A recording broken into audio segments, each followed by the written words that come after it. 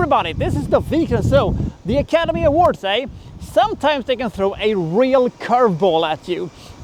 Because I was dead certain going into the 2020 Academy Awards that the movie that was going to win Best Picture Foreign Language was going to be Parasite, and it was probably going to be 1917 or maybe Marriage Story that was going to capture, you know, the big one, Best Picture. But I was wrong. It was actually Parasite who grabbed the Academy Award for Best Picture. This was a huge surprise to me, and I was very happy about, considering that this was my second favorite of all the nominees. Only Jojo Rabbit, in my opinion, was a better movie.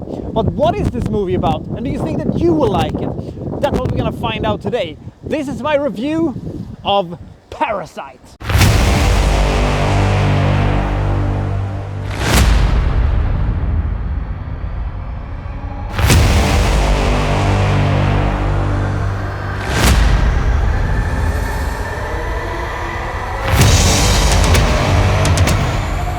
So we have a family that is really strapped for cash. I mean, they barely have a pot to piss in or a window to throw it out of. And they have tried everything to try to improve their situation, but nothing seems to work for them. But an opportunity comes out of nowhere that might, you know, be a turnaround for them. Because a friend of their son who has been working for this upper class family is, going abroad, and they see an opportunity here that, the son can take over as, a private teacher in English for their daughter.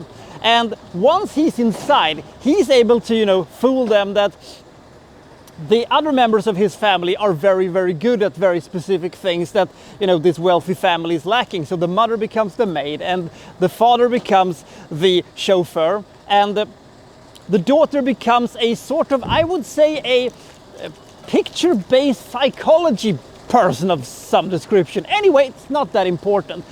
So they are basically a parasite on this wealthy family and taking advantage of the fact, that they have so much money and they don't have any, and this is their way out of absolute poverty. I'm not going to say what happens after that, but rest assured that things will get a little complicated, because this movie is very difficult to figure out what's going to happen in the next 5 or 10 minutes. This movie takes turns sometimes that you do not see coming, and sometimes you thinking, I have no idea where they're going from here, but everything makes sense and everything basically falls into place anyway.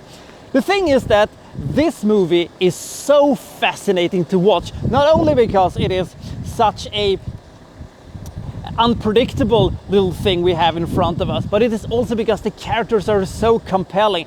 This movie really doesn't have any heroes or villains. The rich family isn't necessarily evil or greedy just because they have a lot of money, and the poor family isn't really any heroes just because they are poor and they cannot meet means end. There is a shades of grey thing going on here, and also I 100% believe them as a family. Their chemistry with each other is absolutely pristine. And then we have amazing, absolutely flawless cinematography. And we have sequences that is nail-bitingly tense, despite, on paper it doesn't look like this was going to create a lot of tension. But there are sequences in this movie where you basically almost have to look away because you cannot stand it. It's so awkward and it's so tense, and it has such a weird suspense over it that it's difficult to explain why it is so great. But the movie is also so fascinating because the mirror imagery of the two families is so fascinating, and you're constantly trying to guess what's going to happen. We also have these sequences that you start laughing and you're thinking, why am I laughing? This is a horrible sequence. But at the same time, the humor in this movie is so unique, and you are basically forced to have a reaction to it, and your first natural reaction is to laugh because of how absurd these situations are, and they are building and building, and they're cooking and cooking, and you realize that something is going to happen towards the end that is going to be quite monumental, and they almost did it.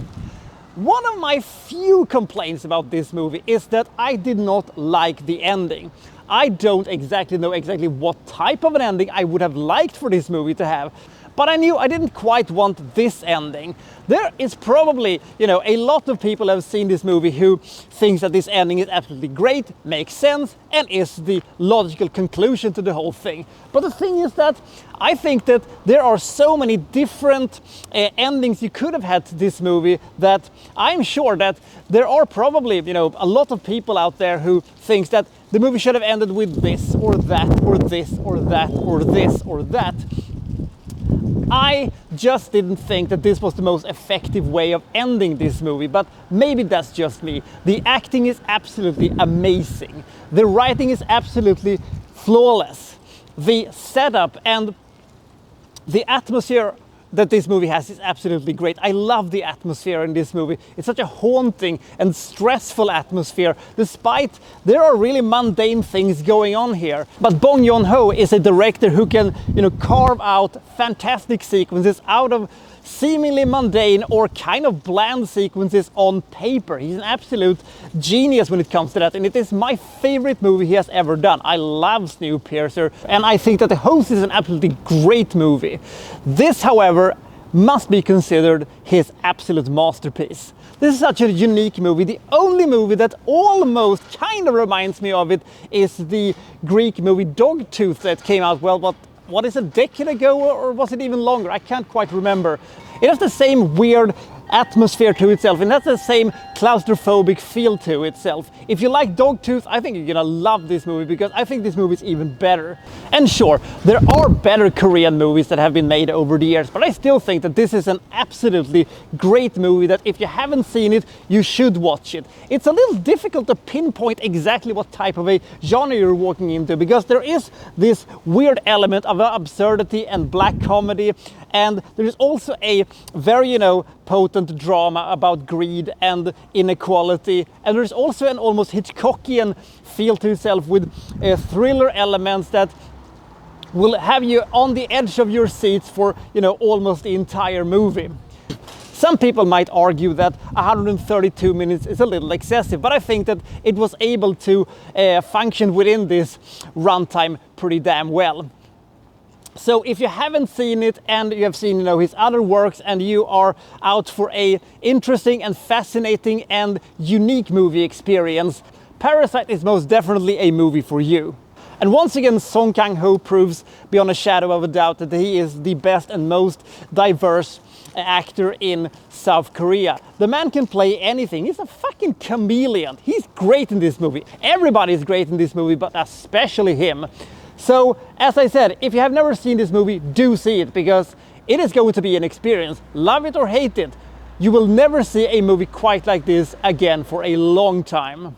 With a slightly better ending and a slightly better soundtrack, I think this movie could have been somewhere around, 96, 97, even 98. But now it's going to have to settle with 91 points. I think Parasite is almost a masterpiece. It is a unique and very, very unpredictable movie, and it is a movie that asks a lot of questions but doesn't really give you any answers, and some of the twists and turns that take place in this movie make this quite compelling viewing. I cannot wait for Bong's next movie so I can sink my teeth into yet another unique and hopefully great experience. So which movie is your favorite when it comes to Bong's filmography?